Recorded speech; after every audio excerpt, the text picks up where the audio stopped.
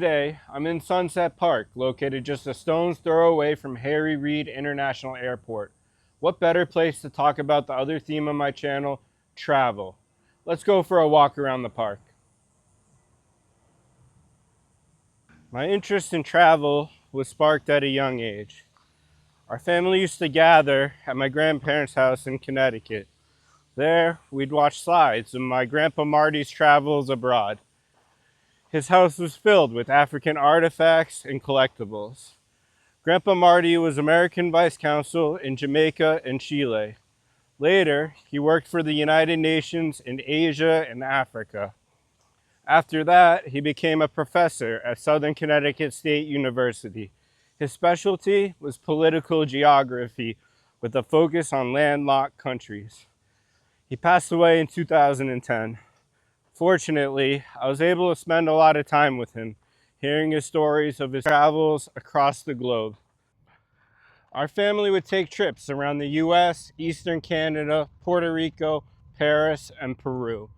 Peru was the most memorable for me, flying through the Andes Mountains, landing in Cusco, the closest major city to Machu Picchu. There, I was invited by a hotel employee to play soccer in his neighborhood. We then took a train through the Peruvian countryside to the majestic Machu Picchu, built around 1450 and often referred to as the lost city of the Incas. Machu Picchu is one of the most iconic symbols of the Inca civilization and a major archaeological site in the Americas. What a wicked cool family experience that was. I always regretted not studying abroad in college. After working in Boston for a few years, I felt it was time to experience another culture. In 2009, I traveled to Chile to be a volunteer English teacher for a few months. Chi, chi, chi, le, vamos Chile!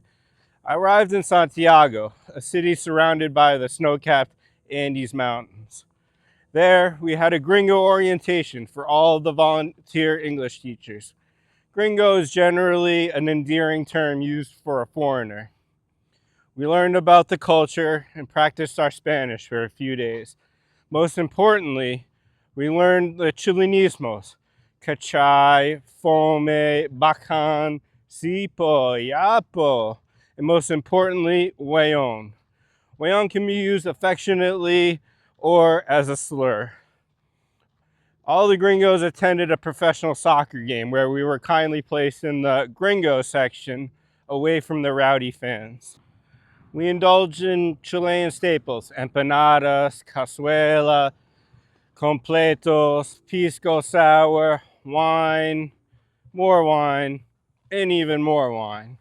We got to know the locals at asados or by singing late night karaoke at someone's home. My placement was in Caldera, Chile. Caldera is on the coast in the middle of the Atacama Desert, one of the driest deserts in the world.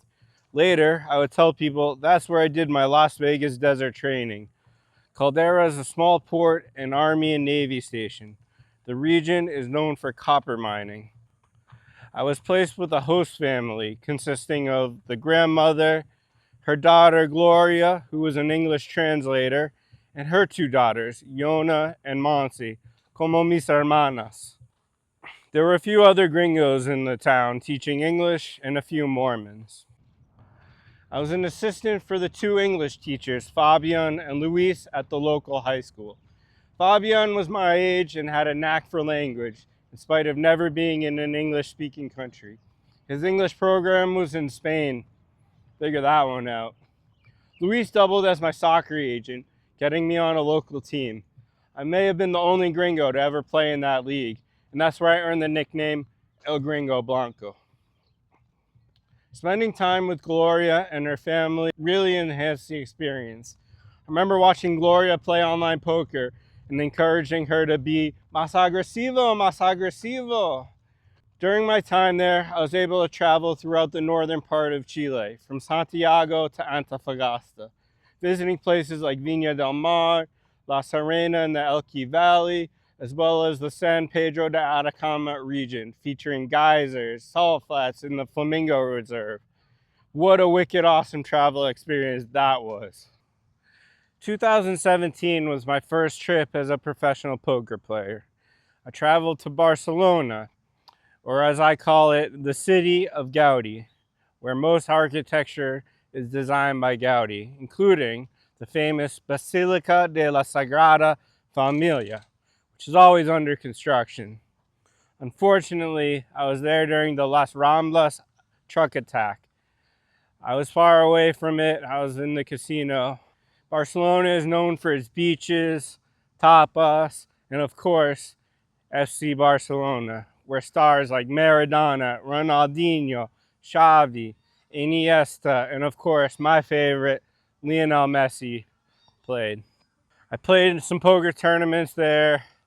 I was running deep in one, and then I played a hand against a European, and I got bluffed.